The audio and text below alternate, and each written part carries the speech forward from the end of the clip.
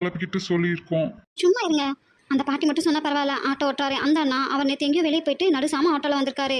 நம்ம தெரு திரும்பும் போதே வீட்டுக்கு பக்கத்துல நடு ரோட்ல ஒரு உருவம் கையில நீளமா ஈட்டி மாதிரி ஒன்று வச்சுக்கிட்டு அதை சுத்தி 4-5 நாய் வேற பாதுகாப்புக்கு நின்றுட்டு இருந்துச்சான். அதை பார்த்து அவர் பயந்து போய் கொஞ்ச நேரம் ஆட்டோ லைட் ஆஃப் பண்ணிட்டு அங்கேயே நின்றுட்டாராம். கொஞ்ச நேரம் கழிச்சு லைட் ஆன் பண்ணி பார்த்ததும் அந்த உருவம் அங்கே இல்லையா.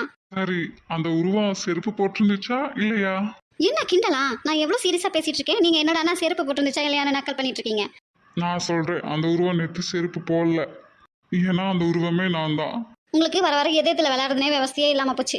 அடி சத்தியமா அந்த உருவம் நான் தாண்டி. நடுராத்திரி 3 மணி இருக்கும். என்னோட பெட்டு இருக்கேன், அது என் காதுகிட்ட வந்து கொய் கொயின்னுட்டு என்னை எழுப்பிடுச்சு. சின்னதா சினுங்கள் வேற.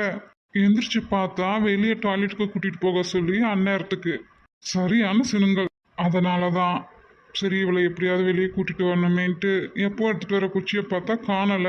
அதனால